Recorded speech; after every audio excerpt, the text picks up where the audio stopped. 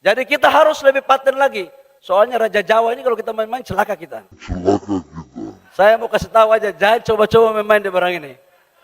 Ini, waduh. Ngeri-ngeri sedap barang ini, saya kasih tahu. Kira-kira yang disebut dengan julukan Raja Jawa siapa ya? Yuk kita bahas di Memantau.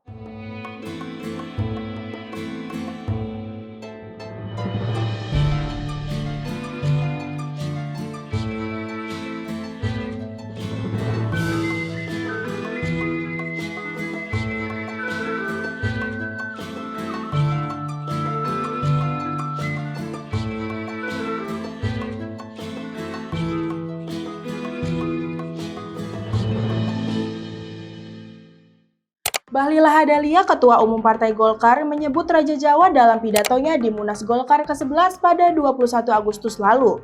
Bahlil memperingatkan kader Golkar bahwa untuk tidak bermain-main dengan Raja Jawa.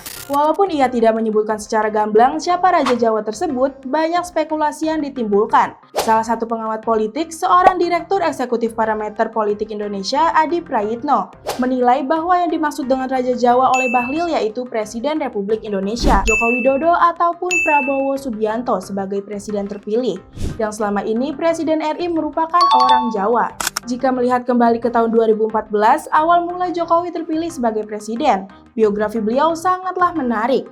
Meskipun Jokowi mengaku berhasil dalam meningkatkan infrastruktur dan investasi, beberapa pihak merasa hasil yang tidak sebanding dengan harapan besarnya. Seringkali tidak konsisten dengan beberapa indikator seperti pertumbuhan ekonomi hingga ketimpangan sosial yang tetap tinggi. Rezim Jokowi yang menekan kebebasan dan menghambat kritikan publik ternyata bibit awal menuju otoritarianisme, yang sekilas mirip dengan masa Orde Baru. Banyak fakta kami himpun jika ribuan kritik dilayangkan, ribuan mulut dibungkam, puluhan peraturan diubah demi memuluskan rangkaian kepentingan, dan menyamarkan bobroknya pemerintahan.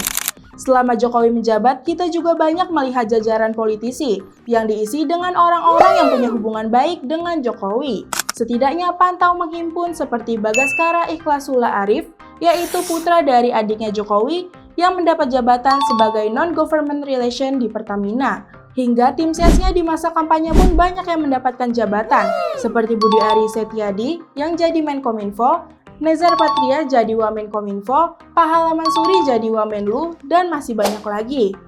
Relawan tim ses kok jadi menteri? Apalagi alasannya kalau bukan ajang balas budi. Lalu mulusnya Gibran Rakabuming Raka yang maju sebagai cawapres, yang dikabulkan oleh Mahkamah Konstitusi terkait kelonggaran usia capres-cawapres. Gibran pun melenggang di KPU tanpa perlu revisi UU Pemilu. Namun lain halnya dengan kasus putra bungsu Jokowi, Kaisang Pangarep, yang berhasil digagalkan pada pengajuan Cagup-Cawagup Pilkada di DKI Jakarta, yang mulanya diberi lampu hijau oleh partai-partai Kim yang tergabung dengan DPR. Putusan Mahkamah Agung yang dilakukan secara kilat dapat meloloskan Kaisang ke Pilkada Jakarta 2024. Untungnya, dengan maraknya postingan peringatan darurat di media sosial dan demo yang dilakukan di beberapa daerah, berhasil menggagalkan itu semua. Emangnya masih zaman minta proyek sama orang tua yang di pemerintahan? Dasar deso. Padahal, dulu dia yang keluar-keluar masalah minta proyek ke orang tua. Sekarang malah memanfaatkan papa yang punya kuasa. Deso. Jadi, siapa sebenarnya Raja Jawa yang disebut Bahlil Lahadalia?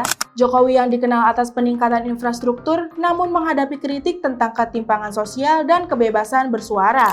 Penunjukan posisi penting untuk para rekan dan keluarga, seperti Gibran Rakabuming Raka yang menuai sorotan publik.